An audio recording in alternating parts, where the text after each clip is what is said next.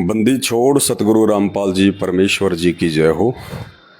परमपिता परमात्मा सारी सृष्टि के रचनहार, कुल मालिक, असंख्य ब्रह्मांडों के स्वामी, जगत गुरु, तीनों लोकों में प्रवेश करके सबका भरण पोषण करने वाले राजाधिराज, आत्माधार, नाथों के नाथ, देवों के देव महादेव, सर्वेश्वर, महेश्वर, मृत्युंजय, अजरो अमर, आदि अनादि, सनातनी प्रभु, जगत पिता जगदीश्वर, श्री श्री 1008 की उपाधि के वास्तविक अधिकारी, अकाल मूर्त, शब्द स्वरूपी राम, वासुदेव, सर्वगतम ब्रह्म, परम पूज्य, प्रथम पूज्य, परम संत, परम पुरुष, परम धनी, परम दयालु, आदि अनादि परमेश्वर, सत्य कबीर, हक्का कबीर, अल्लाहु अकबर, जगत के तारणहार, जगत के मुक्तिदाता, जगत के जगन्नाथ, हारे का सहारा, करुणा निधि, दया के सागर, संत शिरोमणि सतगुरु रामपाल जी भगवान के चरण कमल में देश विदेश से हम सभी सत्सेवक भाई बहनों का अनंत कोटि दंडोत प्रणाम। सत्साई भाई और बहनों, विशेषकर मेरे वो भाई बहन जो परमपिता परमेश्वर सतगुरु रामपाल जी भगवान से नाम दीक्षित हैं, संकल्प दीक्षित हैं, या उनके सत्संग सुन रहे हैं और नियमित रूप से उनके नज़दीक आने का जो प्रयास कर रहे हैं, आप सभी को दास की तरफ से प्यार भरा सत साहिब। भाई और बहनों, देखो, परमेश्वर ने आके आप और हमें चेताया है। इस सृष्टि का सर्वश्रेष्ठ ज्ञान परमपिता परमेश्वर सतगुरु रामपाल जी भगवान ने, जो कि स्वयं परमात्मा है, परमेश्वर हैं, अल्लाह हैं, और हम तुच्छ बुद्धि मानव शरीरधारी प्राणियों को समझाने के लिए इस परमेश्वर ने लीलामय तरीके से मानव शरीर धारण करना पड़ा, हमें समझाने के लिए, ज्ञान देने के लिए, जगाने के लिए। तो जितने भी जो दुनिया वाले लोग हैं, एक होता है भगत, एक होता है जगत। भगत वो हैं जो संत रामपाल जी के उपदेशी हैं या उनका ज्ञान सुन रहे हैं और बुराइयों से दूर होते जा रहे हैं, और एक होता है जगत।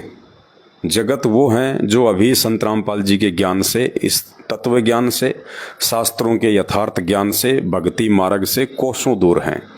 मनमुखी रूप से भक्ति करते हैं, मनमुखी रूप से उन्होंने अपने गुरु बना रखे हैं। वो गुरु जैसा उनको शास्त्र विरुद्ध साधना, जप, तप, तीर्थ व्रत जो बता देते हैं, वो बेचारे करते रहते हैं, और उन्हें केवल वही मिलता है जो उनके संस्कार में होता है, यानी परमात्मा की तरफ से या भक्ति से उन्हें कोई लाभ नहीं मिलता। तो जो जगत वाले हैं वो अभी संत रामपाल जी से अपरिचित हैं, उनके भक्ति विधान से अपरिचित हैं, और जब तक वे लोग संत रामपाल जी के सत्संग सुनना शुरू नहीं करेंगे तब तक उनके हमारे विचार एक जैसे नहीं हो सकते। हम इंसान एक जैसे ज़रूर दिखाई देते हैं, लेकिन हमारे विचारों में रात और दिन का अंतर रहेगा, क्योंकि कबीर परमात्मा कहते हैं, कबीरा तहाँ जाइए रह संतन की प्रीत, इष्ट मिले और मन मिले, मिले सकल सब रसरीत। तो जब तक ये लोग संत रामपाल जी के सत्संग सुनना शुरू नहीं करेंगे, तब तक ये जगत वाले भाई बहन ना तो अध्यात्म को जान सकते हैं, ना ये गुरु को जान सकते हैं, ना ये परमात्मा को जान सकते हैं, और हमारे और इनके विचारों में थोड़ा बहुत विरोधाभास रहेगा, क्योंकि वो, हम तो उन्हें अच्छे से जान रहे हैं, समझ रहे हैं, पहचान रहे हैं, लेकिन वो बिना संत रामपाल जी के सत्संग सुने हमारे विचारों से वो लोग दूर ही रहेंगे, हमेशा विरोधाभास ही रहेगा। चूँकि दास के फेसबुक पेज पे जगत वाले भाई बहन भी बहुत ज़्यादा हैं, भक्तों से ज़्यादा जगत वाले भाई बहन ही जो है जुड़े हुए हैं, तो संदेशा सभी को देना पड़ता है, इसलिए थोड़ी बातें दास को शुरू में बतानी पड़ती हैं। तो कहने का मतलब है, वर्तमान में हम जितने भी संत रामपाल जी के भगत हैं, हमें विशेष तौर पे सावधानियां बरतनी पड़ेंगी, क्योंकि भक्ति मार्ग की जानकारी परमात्मा ने हमें दी है, और जो व्यक्ति गुरु की शरण में होता है तो नियम मर्यादा भी सबसे ज़्यादा उसी पे लागू होती हैं।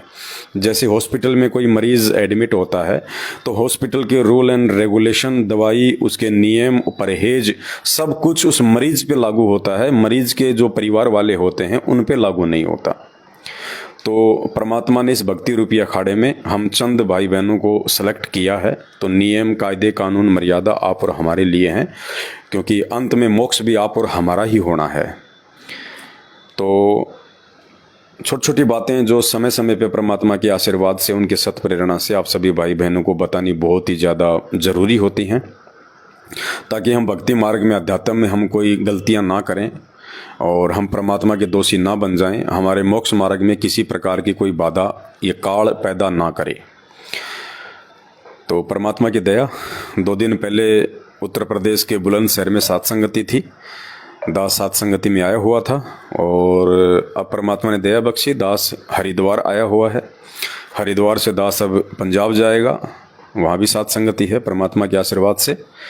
तो चूँकि सेवा ही हमारी यही है कि हम खुद मर्यादा में रहें, हम खुद परमात्मा की भक्ति करें और जितना हो सके उतना वर्तमान समय में काल के जाल से भाई बहनों को हम जागरूक करें, हम सचेत करें। इससे बड़ी सेवा वर्तमान में इस धरती पे कोई दूसरी नहीं हो सकती कि आप लोगों को परमात्मा से जोड़ रहे हैं और परमात्मा से जुड़ने के बाद आप उनको मर्यादाओं के विषय में समझाते हैं, ताकि वो परमात्मा की विधिवत भक्ति करें, मर्यादित भक्ति करें, जिससे भक्ति का भी लाभ मिले और गुरु भी हमारा हमेशा हमारे से जो है खुश रहे। तो हरिद्वार में दास आया हुआ है एक भगत जी के यहाँ पे, और कुछ बातें हैं जो आपको बताना ज़रूरी है, क्योंकि जब हम जाएंगे तभी हमें पता चलेगा कि कौन कितना मर्यादा में है, कौन क्या कर रहा है, ताकि हमें उनसे शिक्षा मिले, हम लोग जागरूक रहें। तो वैसे तो जो भगत जी हैं, मेरी थोड़ा सा नाम मैं उनका नहीं बता पाऊँगा सिक्योरिटी के लिहाज से, और बाकी एक मैसेज है आप भाई बहनों के लिए। तो भगत जी काफ़ी पुराने हैं, परमात्मा से काफ़ी पहले से नाम दीक्षा ली हुई है। बरवाला कांड 2014 के पहले से ही परमात्मा से नाम दीक्षित हैं, और उसके बाद में भगत जी जो है बरवाला कांड के विषय में काफ़ी कुछ जान गए थे, पहचान गए थे। गुरुदेव भगवान के परिवार वालों से इनके बहुत सारे संपर्क थे, आना जाना था, मिलना जुलना था। गुरुदेव भगवान का जो छोटा भाई है महेंद्र, जो वर्तमान में काल की भूमिका निभा रहा है, भगत समाज की मर्यादाएं तोड़वा रहा है, वो भी यहाँ पे आया था इनके घर पे। और उत्तर प्रदेश का शामली का जो फर्जी नामदान केंद्र है, जो फर्जी आश्रम है, उसको संभाल रहा है देशराज, वो भी इनके घर पे आया था। गुरुदेव का छोटा जो कलयुगी बेटा है, जो फिलहाल एक अच्छे भगत की और एक अच्छे बेटे की भूमिका नहीं निभा रहा है, उसने भी अपना धर्म को धंधा बना के अपना वही सिस्टम उनका चल रहा है। तो ये सब लोग इन भगत जी के पास में आए हुए हैं, यानी ये पुराने भगत हैं। लेकिन सबसे बड़ी जो कमज़ोरी रही इन भगत जी की, वो ये रही कि ये भगत जी लगातार सात संगति से नहीं जुड़ पाए। ये 4-5 साल पहले 1-2 बार सात संगति में आए थे, उसके बाद में ये सात संगति में नहीं आए। कारण कुछ भी रहा हो, अपने काम धंधे में उलझ के रह गए, या कुछ मन में कुछ ऐसा आ गया हो कि भाई क्या करें, अब जब गुरुजी आएंगे तब देखेंगे। बाकी भक्ति अपनी वो कर रहे हैं, उसमें कोई दिक्कत नहीं है, परमात्मा को ही समर्पित हैं।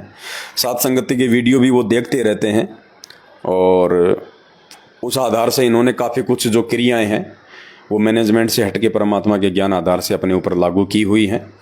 इनके घर में केवल सतगुरु रामपाल जी भगवान के अलावा दूसरा कोई फोटो देखने को नहीं मिलेगा, चाहे दरबार हो, चाहे इनका जो है ये घर परिवार हो। वैसे समर्पित हैं सतगुरु रामपाल जी भगवान को। और जब से बरवाला कांड हुआ है 2014 से, उसके बाद ये कभी ना किसी नामदान केंद्र पे गए, ना किसी फर्जी आश्रम में गए, ना किसी सतलोक आश्रम मैनेजमेंट हरियाणा वालों से इनके संपर्क हैं, और अपने हिसाब से अपना काम कर रहे हैं। लेकिन दास जैसा कि बीच बीच में बोलता रहता है, देखो घर बैठ के भक्ति करनी है, ये बात सही है, क्योंकि हमें परमात्मा ने ज्ञान दे दिया, नाम दे दिया, भक्ति विधान के विषय में बता दिया, मर्यादाओं के विषय में बता दिया, सही और गलत के विषय में बता दिया, कर्म कुकर्म के विषय में जो है जानकारी दे दी। तो हमने अब किसी के ऊपर डिपेंड नहीं होना, निर्भर नहीं होना। हमारा आश्रम है तो हमारा घर है, और जो व्यक्ति अपने घर को आश्रम नहीं समझेगा, वो व्यक्ति जिंदगी में भक्ति मार्ग में सफल हो भी नहीं पाएगा। जो व्यक्ति अपने गुरुदेव भगवान को परमात्मा नहीं मानेगा, अंतर्यामी नहीं मानेगा, और शब्द रूप में सदा अपने गुरु को अपने साथ नहीं मानेगा, वो व्यक्ति भी भक्ति मार्ग पे कभी जिंदगी में सफल नहीं हो सकता। तो भगत जी अपने घर बैठ के अपनी भक्ति कर रहे हैं, अपना काम धंधा कर रहे हैं। लेकिन जब तक संत रामपाल जी भगवान धरती पे हैं, जब तक ये परमेश्वर अपने विधि विधान अनुसार सशरीर अपने निज लोक सतलोक को वापस नहीं चले जाएंगे, तब तक आप जी घर बैठ के भक्ति नहीं कर सकते। घर बैठ के भक्ति करने का समय है संत रामपाल जी के सशरीर सतलोक जाने के बाद।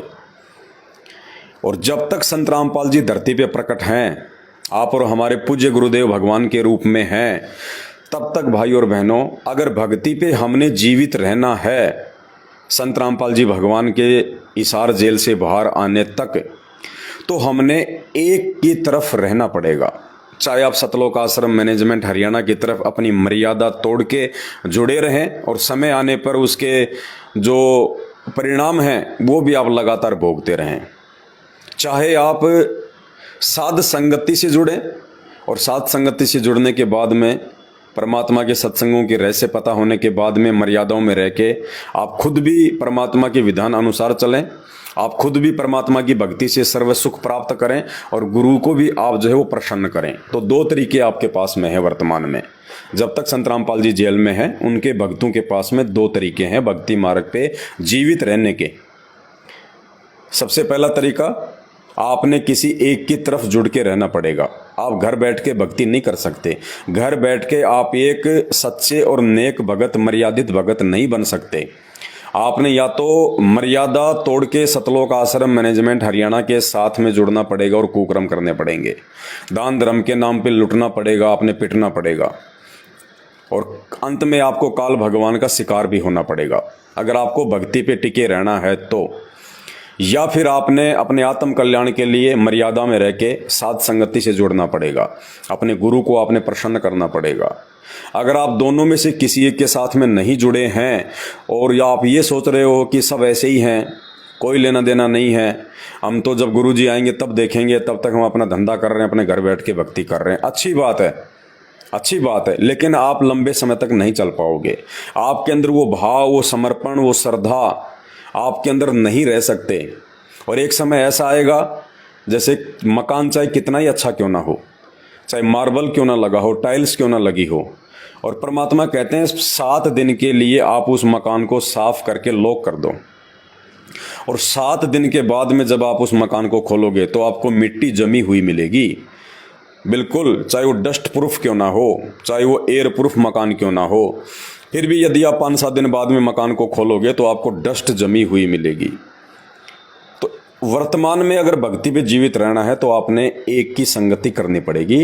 अब ये आपके अपने विवेक पे निर्भर करता है, आपके अपने ज्ञान आधार पे निर्भर करता है कि आप सतलोक आश्रम मैनेजमेंट हरियाणा की कुसंगति से जुड़ते हैं या फिर साध संगति से जुड़ के परमात्मा को प्रसन्न करते हैं और निरंतर भक्ति मार्ग में आप आगे बढ़ते हैं।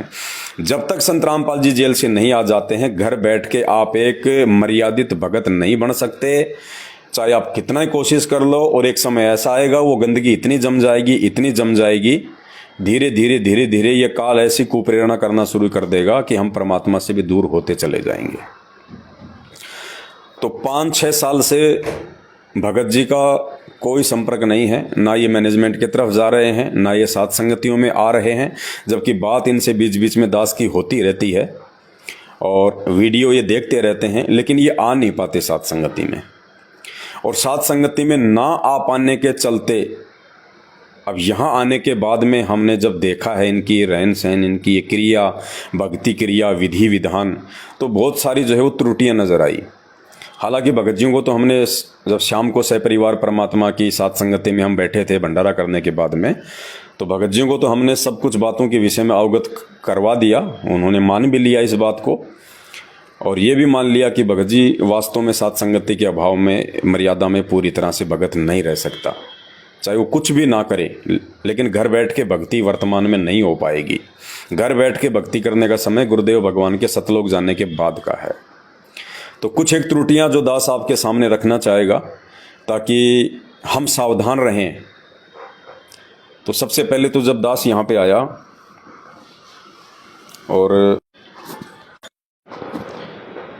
दास ने देखा सबसे पहले यहाँ पे कि भगत जी जो है पेशे से डॉक्टर हैं, 2 इनके बेटे हैं, अच्छी खासी फैमिली है, 20-25 लाख की गाड़ी ये मेंटेन करते हैं, यानी आर्थिक स्थिति भगत जी की ठीक है, कोई दिक्कत नहीं है, परमात्मा की रजा है।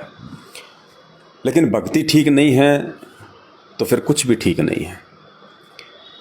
तो भगत जी का 2 BHK का फ्लैट है, और सबसे पहले जब दास आया घर में, हम 2-3 भगत थे, तो हमने कहा कि भगत जी, परमात्मा सतगुरु रामपाल जी भगवान का दरबार कहाँ है, दंडवत प्रणाम करना है, मालिक को नमन करना है। तो भगत जी ने कहा कि भगत जी रसोई में है, यानी जहाँ पे खाना बनाते हैं रसोई है, वहाँ पे एक कोने में उन्होंने परमात्मा का फ़ोटो लगा रखा और वहीं पे वो दीपक जलाते हैं। अब रसोई में कैसे तो दंडवत करें, ना इतनी जगह हो पाती है, ना कुछ और हो पाता है। तो दास ने उनको समझाया, भाई जिस परमात्मा ने हमारे को ये कार दी हैं, कोठियाँ दी हैं, जिस परमेश्वर ने हमें ये शरीर दिया है भक्ति के लिए, पिंड प्राण जिन देने दाना और गरीब दास जाकू कुर्बाना, जिस परमात्मा को आधार मान के हम भक्ति मार्ग पे जो है वो चल रहे हैं, हम जी रहे हैं कि ये श्वासें, ये प्राण, ये शरीर, ये पिंड, ये पैसा, ये धन, ये संपदा, ये दौलत, ये मान सम्मान, सब कुछ हमें हमारे गुरुदेव भगवान सतगुरु रामपाल जी भगवान के आशीर्वाद से प्राप्त हुआ है। और उस परमेश्वर को हम रसोई में एक कोने में हम उनको जगह दे रहे हैं। तो ये बात कुछ अच्छी नहीं लगी, मन को अखरा।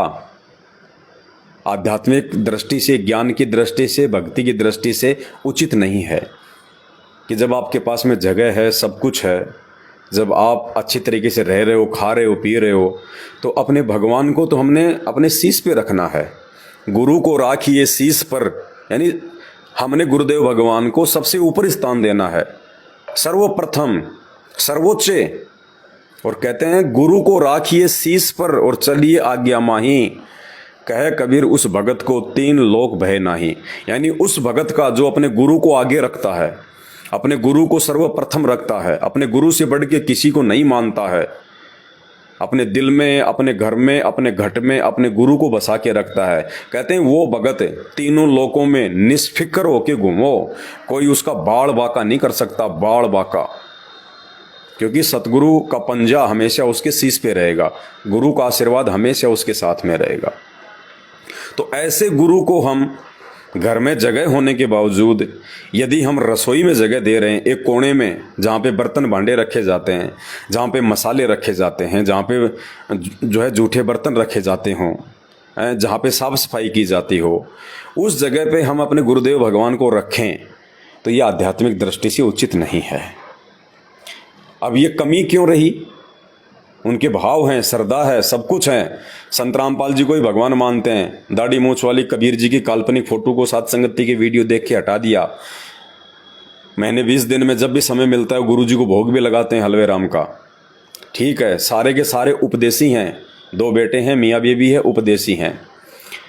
लेकिन कमी क्या रही? अंदर वो भाव उत्पन्न क्यों नहीं हुए? वो इतना विचार, इतना चिंतन मनन, वो मंथन कि हम तो एक कमरे में एसी लगा के सो रहे हैं और हमारे गुरुदेव भगवान रसोई के कोने में बैठे हुए हैं। वो विचार क्यों नहीं उत्पन्न हो पाए? मन में वो पीड़ा क्यों नहीं हो पाई? कैसे हिम्मत पड़ गई कि आप अपने गुरु जी को जगह होने के बावजूद, देखो जगह नहीं है, मजबूरी है, तब तो कोई दिक्कत नहीं, चाहे आप फोटो भी ना लगाओ परमात्मा की, क्योंकि परमात्मा हमारे हृदय में है। वो तो एक मजबूरी की बात है। आप उपदेशी हैं परिवार में, बाकी लोग अनुपदेशी हैं, आपके ऊपर दबाव है, आपके ऊपर कोई प्रेशर है, आप अपने गुरुदेव का दरबार नहीं लगा सकते, तो चाहे फोटो भी ना लगाओ आप अपने घर में, वो एक बात अलग है। वो परमात्मा फिर जानता है सारी बातें। लेकिन सब कुछ स्थिति सही है, आपके ऊपर किसी का प्रेशर नहीं है, पूरा परिवार उपदेशी है, परिवार में खूब जगह है, आर्थिक दृष्टि से परमात्मा ने आपको हर प्रकार से संपन्न कर रखा है। उसके बावजूद भी आप यदि रसोई में परमात्मा को स्थान दे रहे हो, जिस रसोई में हम लोग सामान रखते हैं, तो ये कहीं ना कहीं साध संगति का भाव है। ये कमजोरी सिर्फ इसी बात की है कि आप साध संगति अटेंड नहीं कर रहे। क्योंकि जो बातें भक्ति मार्ग के विषय में, अध्यात्म के विषय में आपको साध संगति में बैठ के सुनने को मिलेंगी, वो बातें आप अपने आपस में बैठ के भी नहीं कर सकते, घर पे बैठ के भी नहीं कर सकते। ये दास वैसे यदि पर्सनली आपसे मिलने आ गया, और वहां भी हम तो मालिक की चर्चा करेंगे, तो वहां भी वो बातें, वो रहस्य, वो भाव नहीं बन पाएंगे जो भाव परमात्मा सात संगति के बीच में बैठा के भगत भाई बहनों के बीच में जो है वो पैदा करते हैं। जो परमात्मा सद्बुद्धि देते हैं, जो ज्ञान योग खोलते हैं, जो रहस्य निकल के आते हैं, वो केवल साध संगति में ही संपन्न है, संभव है। क्योंकि साध संगति में इतने भगत भाई बहन होते हैं, सब मिलके परमात्मा को भोग लगाते हैं। गुरुदेव भोग प्रसाद लेने के लिए स्वयं आते हैं, अपनी रसना से उसको पवित्र करने के लिए। और जब तक वो साध संगति चलती है, जब तक वहाँ पे साधु संत होते हैं, भगत होते हैं, तब तक भगवान किसी न किसी रूप में साध संगति में विराजमान होता है। तो परमात्मा का आशीर्वाद होता है, सबके एक जैसे विचार होते हैं, सबके एक जैसे भाव होते हैं। तो साध संगति में जो बातें भक्ति मार्ग की निकल के आएंगी, वो बातें वैसे नहीं आ सकती निकल के। तो ये कमजोरी रही कि सब कुछ ठीक होने के बावजूद भी हमारी वो भाव, वो समर्पण, क्योंकि धीरे धीरे धूल जमना शुरू हो जाती है जब आप साध संगति में नहीं आते हैं, जब आप सुसंगति में नहीं आते हैं, जब आप भाई बहनों के साथ में बैठ के परमात्मा की चर्चा नहीं करते हैं। क्योंकि परमात्मा कहते हैं, सत्संग में बूटे साधु और एक से एक अगाधु, नर उनकी शरणा लाग जिनकी झुकी तड़े ने डाली। साध संगति का महत्व इसीलिए परमात्मा ने बताया कि जब आप आपस में मिलोगे, बैठोगे, तो अध्यात्म के विषय में नई नई जानकारियां निकल के आएंगी। आपका विश्वास अपने गुरुदेव भगवान में, भक्ति में जो है वो दृढ़ होगा। आपको कोई तोड़ नहीं सकता, कोई स्वयं वो काल महाकाल भी आ जाए तो भी आपको भक्ति मार्ग से डगमग नहीं कर सकता। भक्ति मार्ग में, अध्यात्म में उस काल को भी मुंह की खा के जानी पड़ेगी आप लोगों के सामने। और जब तक हमारे अंदर इतनी दृढ़ता, इतना विश्वास पैदा नहीं होगा, तो हम भक्ति मार्ग पे आगे हम लोग नहीं बढ़ पाएंगे। और मर्यादाओं का सारा खेल है, सावधानी हटी दुर्घटना घटी। आज हम कितने अच्छे हमारे भाव हैं, समर्पण है, श्रद्धा है। आज हम ये सोच रहे हैं कि भले मेरी गर्दन कट जाए लेकिन मैं संत रामपाल जी को छोड़ के नहीं जा सकता। लेकिन पुण्यात्माओं, ये काल का लोक है और मर्यादाओं को परमात्मा ने विशेष महत्व दिया है। न जाने कब किस कारण से आपकी मर्यादा टूट जाए, और जैसे ही मर्यादा टूटी तो परमात्मा कहते हैं, जब तक हंसा हमरी आना, काल लगे ना तेरा बाणा। और जैसे ही भगत हमारी मर्यादा से टूटेगा, तुरंत काल का दाव लग जाएगा। परमात्मा की जगह फिर वो काल सवार हो जाएगा। और वही भगत है जिसके पहले विचार इतने भयंकर थे कि मेरा शीश कट जाए लेकिन मैं संत रामपाल जी को छोड़ के नहीं जा सकता इस जन्म में। और वही भगत फिर उनकी बुराइयां भी करने लग जाता है, उनसे हट भी जाता है, दूसरे पंथों में भी वो चला जाता है, वो भक्ति भी छोड़ देता है। क्योंकि फिर हम जीव हैं, हम इंसान हैं, मानवधारी प्राणी हैं, हमारी कोई औकात नहीं है।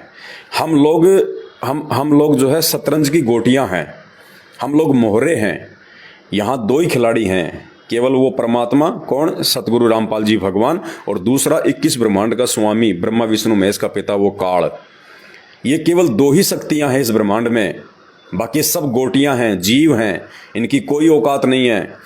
तो ये जो 21 ब्रह्मांड जो है, ये एक शतरंज का गेम है। जैसे शतरंज का आता है ना वो चौकोर सा, तो ये जो 21 ब्रह्मांड है, और विशेषकर जो ये पृथ्वी लोक है, ये वो शतरंज का जो है वो बोर्ड है। और दो खिलाड़ी बैठे हैं, एक काल और एक दयाल। दयाल सतगुरु रामपाल जी भगवान, और काल ब्रह्मा विष्णु महेश का पिता। ये दो खिलाड़ी हैं जो आमने सामने हैं, हार और जीत के लिए हैं। वो चाहेगा मैं जीतूं, दूसरा चाहेगा मैं जीतूं, हारना कोई नहीं चाहेगा। ये पृथ्वी एक शतरंज का मैदान है, और हार जीत का फैसला जो होता है वो होता है मोहरे से, गोटियां। तो जितने भी किस ब्रह्मांड में जो प्राणी हैं मानव शरीरधारी, वो गोटियां हैं। तो भाई ये गोटी यानी ये इंसान यदि उस काल के हाथ में आ गया तो काल अपने हिसाब से नचाएगा। और यदि ये गोटियां, ये प्राणी यदि अपने गुरुदेव भगवान की मर्यादा में रहेंगी, अपने गुरुदेव की आज्ञा में रहेंगी, मर्यादा में रहेंगी, अपने गुरुदेव के हाथ में रहेंगी, तो फिर ये परमात्मा इस प्राणी को चलाएगा, ये परमात्मा ही गोटियां फेंकेगा। यानी गोटियों की कोई औकात नहीं है कि वो 12 आ जाएं, 16 आ जाएं, वो किसी को जिता दें या हरा दें। नहीं, वो गोटियां फेंकने वाले के ऊपर है। तो हम जीवों की कोई औकात नहीं है। तो भाई और बहनों, बिना मर्यादा के हम भक्ति मार्ग में टिक नहीं पाएंगे, और धीरे धीरे काल हमें अपनी तरफ खींच लेगा। इसलिए जब तक संत रामपाल जी भगवान हिसार जेल से बाहर नहीं आ जाते हैं, अगर भक्ति मार्ग पे मर्यादा में रह के अगर जीवित रहना है, और यदि शरीर छोड़ने के बाद सतलोक जाना है, तो भाई आपको साध संगति, आपको सुसंगति में आना पड़ेगा। और यदि आपको मर्यादा तोड़ के अकाल मौत मरना है, काल के मुंह में जाना है, अपना सर्वनाश करवाना है, और संत रामपाल जी के आने तक आपको भक्ति मार्ग पे भी रहना है, तो फिर आपने सतलोक आश्रम मैनेजमेंट हरियाणा की कुसंगति में जाना ही पड़ेगा। यदि आप नहीं जाओगे तो धीरे धीरे भक्ति मार्ग से दूर हो जाओगे। तो साध संगति नितांत आवश्यक है। आपने एक की संगति करनी पड़ेगी। अब ये आपके अपने विवेक पे है, क्योंकि परमात्मा ने हमारे को बुद्धि दी है, आध्यात्मिक ज्ञान दे दिया, दुनिया का सर्वश्रेष्ठ ज्ञान दे दिया। एक को आपने चुनना पड़ेगा कि मुझे किसकी तरफ रहना है, वरना आप गुरुदेव के बाहर आने तक भक्ति मार्ग पे जिंदा नहीं रह पाओगे। क्योंकि आने वाला जो समय है 2 से 3 या 4 वर्षों का, वो भयंकर समय होगा। वो मर्यादा तोड़ने का समय होगा, विश्वास को डगमग करने का समय होगा। क्योंकि परिस्थितियां इस कदर बिगड़ेंगी। भविष्यवाणी, भविष्यवक्ता क्या बोलते हैं हमें कोई मतलब नहीं है। हमारे गुरुदेव भगवान जो सबसे बड़े भविष्यवक्ता हैं, उनसे बड़ा कोई अंतर्यामी नहीं, कोई भविष्यवक्ता नहीं। गुरुदेव भगवान ने जो भविष्यवाणी अपनी पुस्तकों में अपने हाथ से लिख दी, वो होना है। और गुरुदेव भगवान ने भोगेगा अपना कियारे, एक पुस्तक है उनकी, भोगेगा अपना कियारे, जो उन्होंने सतलोक आश्रम बरवाड़ा में 2014 जेल में जाने से पहले लिख दी थी। और उस पुस्तक में गुरुदेव भगवान ने बहुत सारे भविष्यवक्ताओं का जिक्र कर रखा है। और उस पुस्तक में ये लिखा हुआ है वर्तमान समय के लिए, यानी 2028 से पहले पहले, कि भारत देश के 16 से अधिक राज्यों में राष्ट्रपति शासन लागू हो जाएगा, आर्मी शासन लागू हो जाएगा। हमारे देश में इतनी भयंकर परिस्थितियां बिगड़ेंगी। मणिपुर में आप देख रहे हो क्या हो रहा है। 2024 का चुनाव आने वाला है, क्या होगा। कोई नहीं चाहेगा हम हारें, और जीतने के लिए राजनीति कहाँ तक नीचे जो है वो गिर सकती है, आप और हमको इसका आइडिया भी नहीं है। और ऊपर से परमात्मा ने आके अपने मुख कमल से बोल दिया, लिख दिया पुस्तक में, कि भारत देश के 16 से अधिक राज्यों में राष्ट्रपति शासन लागू होगा आने वाले दिनों में। मणिपुर में क्या हो रहा है आप देख सकते हो, फ्रांस में क्या हो रहा है देख सकते हो, रूस और यूक्रेन में क्या हो रहा है आप देख सकते हो। विश्व युद्ध की पूरी तैयारी हो चुकी है, मुस्लिम देश आपस में मिलके एक होते जा रहे हैं। कितनी भयंकर परिस्थितियां बिगड़ेंगी, गृह युद्ध जैसी परिस्थितियां बनेंगी। और फिर प्राकृतिक आपदाएं, अगर एक बांध टूट गया, संकेत कर रखा है परमात्मा ने, अगर एक बांध भी टूट गया ना, जल प्रलय आ जाएगी हिंदुस्तान में, सारी फसल बर्बाद, सारे काम धंधे बर्बाद। और आजकल कौन है गाँव को छोड़ के शहरों में जितने भी आदमी रहते हैं, कि हर आदमी के पास में आपको ज़्यादा से ज़्यादा 10 या 15 किलो आटा मिलेगा।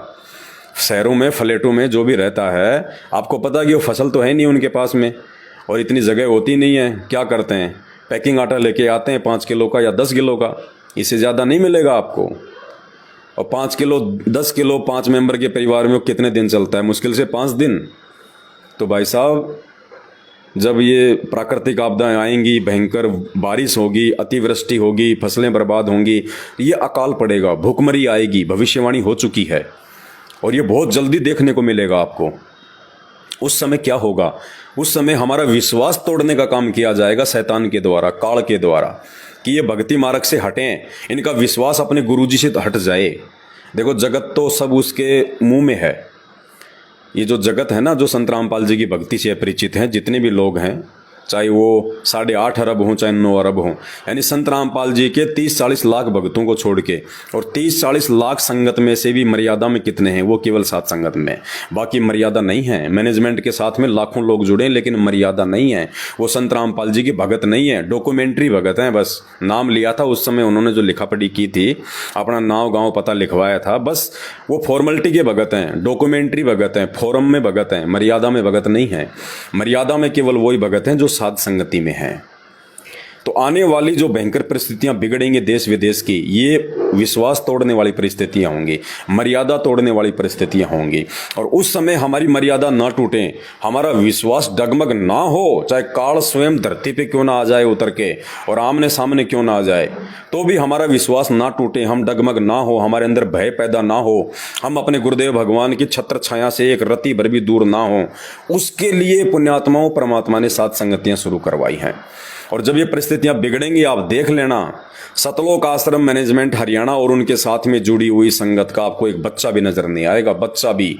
ये लोग ऐसे जाएंगे जैसे गधे के सिर से सींग जाते हैं, क्योंकि उनको विश्वास नहीं है, उनको मर्यादा नहीं है, कोई नियम नहीं है उनके, वो केवल देखा देखी में जुड़ रहे हैं। परमात्मा कहते हैं ज्ञान बिना हिम्मत पैदा नहीं हो सकती। ज्ञान बिना हिम्मत पैदा नहीं हो सकती, और हिम्मत बिना विश्वास पैदा नहीं हो सकता, और विश्वास बिना ये परमात्मा नहीं मिल सकता। तो ज्ञान इस भक्ति मार्ग की नींव है, जड़ है, और ये ज्ञान परमात्मा के सत्संग और सत्संगों को समझने के लिए ये 7 संगतियां गुरुदेव भगवान ने रखवाई हैं। तो 7 संगतियों से जुड़े बिना और मर्यादा रखे बिना आप उस आने वाले विनाशकारी समय में भक्ति मार्ग पे 2 कदम भी नहीं चल पाओगे। थोड़ी सी समस्या आते ही कहाँ गुरुजी कहाँ आप, पता भी नहीं चलेगा। आज आप चाहे कितने अपने आप में 30 मार्का समझ रहे हैं अपने आप को, कितने समर्पित हैं आज आप, लेकिन उस समय क्या होगा आपको खुद को आइडिया नहीं होगा। उस समय ये दृढ़ता, ये विश्वास, ये हिम्मत उसी में रहेगी जो आज सतगुरु रामपाल जी भगवान को भगवान मान के उनकी प्रत्येक मर्यादा में रह के जो 7 संगति में जुड़ रहा है, और जैसे ही उसको मौका लगता है महीने 2 महीने में एक 7 संगति तो अटेंड वो करता ही करता है, क्योंकि ये विश्वास, ये हिम्मत 7 संगतियों से पैदा होगी, हरि चर्चा से पैदा होगी। तो ये 7 संगति में ना आने का नतीजा कि हम एसी लगा के रह रहे हैं और भगवान हमारे रसोई में बैठे हैं। तो आप में से भी यदि कोई भाई बहन इस प्रकार की गलतियां कर रहा है, भले मकान छोटा आपके पास में, अरे हम ये शरीर के कपड़े हैं, ये मैले हो जाते हैं, हम इनको साफ करते हैं, इनकी कीमत क्या है? ये 150 रुपये की टी शर्ट, 200 रुपये का लोवर, इनको भी हम अलमारी में रखते हैं कि ये मैले ना हो जाएं, ये गंदे ना हो जाएं, क्योंकि मुझे दोबारा पहनने हैं, क्योंकि ये कपड़े मेरी जो है वो इज्जत बढ़ाएंगे। यदि हम कपड़ों को साफ़ सुथरा रखेंगे, आयरन करके रखेंगे, और जब हम उनको मार्केट में पहन के जाएंगे तो लोग हमारे को क्या कहेंगे? अच्छा आदमी है, ठीक आदमी, सभ्य आदमी है। और एक ऐसे मैले कुचेले कपड़े पहन लें तो लोग कहेंगे बस ऐसा ही है, नॉर्मल आदमी है। तो ये कपड़े भी हमारी जो है वो इज्जत बढ़ाते हैं। इसलिए इन कपड़ों को भी, जिनकी कीमत क्या है 400-500, लास्ट 1000 रुपये का जोड़ा होगा, उसको भी हम अलमारी में रखते हैं सेफ जगह पे कि ये गंदे ना हो जाएं, रिंकल ना पड़ जाएं। और जबकि पता कि 1.5 साल में इनको फेंकना है, ये गंदे हो जाएंगे, जो है ये फट जाएंगे, ये पुराने हो जाएंगे, 1-2 साल में इनको फेंकना भी है। उसके बावजूद भी हम इनको अपनी इज्जत के लिए, अपने शरीर की सेफ्टी के लिए हम इनको एक मतलब सुरक्षित जगह पे रखते हैं, मकान में, अलमारी में। रसोई में कोई नहीं रखता कपड़े। सबको पता कि वहाँ पे छोकन लगेगा, वहाँ पे धुआं उठेगा, वहाँ पे गंदगी होगी, वहाँ पे छींटे लग जाएंगे। इसलिए इन कपड़ों को हम वहाँ भी नहीं रखते रसोई में एक कोने में कि चलो यहाँ रख देता हूँ और यहाँ बाद में मैं इन कपड़ों को पहन लूँगा। और भगवान जो कभी मैला नहीं होता, जो हमें सारे सुख देगा, जिसकी कीमत का कोई आइडिया नहीं है, उस भगवान को हम रसोई के कोने में रख रहे हैं, 7 संगति से ना जुड़ने का परिणाम। तो ये गलती यदि आप में से कोई भाई बहन कर रहा है तो भाई आंखें खोल लेना। सतगुरु रामपाल जी भगवान और इनके दरबार से बढ़ के हमारे लिए, हमारी ज़िंदगी में दूसरी चीज़ का कोई महत्व नहीं होना चाहिए। इससे बढ़कर दुनिया में कोई चीज़ अनमोल नहीं है। और अनमोल चीज़ को, अरे और तो छोड़ो, 10-20 रुपये होते हैं, वो भी हम रसोई में नहीं रखते कि कोई उठा ना ले जाए, नुकसान ना कर दे। वो 10-20 रुपये भी हम लोग पॉकेट में या फिर पर्स में या फिर अलमारी में रखते हैं, लॉक में। और ये भगवान जिसकी कीमत का कोई आइडिया नहीं है, कोई लगा ही नहीं सकता इसकी कीमत, बेशकीमती है, तो अनमोल वस्तु है, इसको हम ऐसे रख रहे हैं वहाँ पे। तो 7 संगति से ना जुड़ने का परिणाम। तो सबसे पहला जो माइनस पॉइंट यहाँ पे दिखाई दिया। और 7 संगति का मतलब यही है कि हम जो देखें, अगर अच्छी चीज़ है तो उसके बारे में भी हम भाई बहनों को बताएं ताकि उनका विश्वास बढ़े।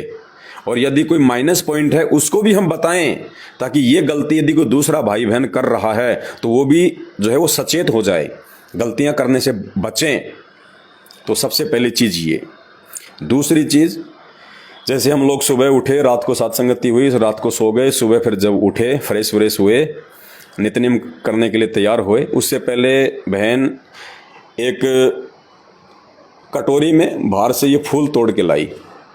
अब मुझे नहीं पता ये किस चीज़ के हैं, ये फूल बाहर से फूल तोड़ के लाई और परमात्मा के जो है वो दरबार में रख दिया। क्योंकि रात को फिर हमने एक फ़ोटो गुरु जी की, जिस कमरे में हम सो रहे थे वहाँ पे हमने एक टेबल पे रखवा दिया कि बहन यहाँ रखो। क्योंकि हमने सतगुरुदेव भगवान को भोग लगाया, हलवे राम का, खीर राम बनाई, भंडारा बनाया, तो परमात्मा को भोग लगाना था। तो फिर हमने एक कमरे में टेबल पे, जो आप देख रहे हैं आप पीछे परमात्मा का, छवि। यहाँ पे हमने जो है दीपक जलवा दिया था, आप देख रहे हैं, और यहाँ हमने परमात्मा का जो है दरबार लगवा दिया। तो सुबह उठते ही बहन बाहर गई थी दूध वगैरह लाने के लिए, तो उधर से ये फूल भी तोड़ के ले आई। अब मुझे नहीं पता कि ये रोज़ तोड़ के लाती हैं या आज ही लाई हैं तोड़ के, मैंने नहीं पूछा।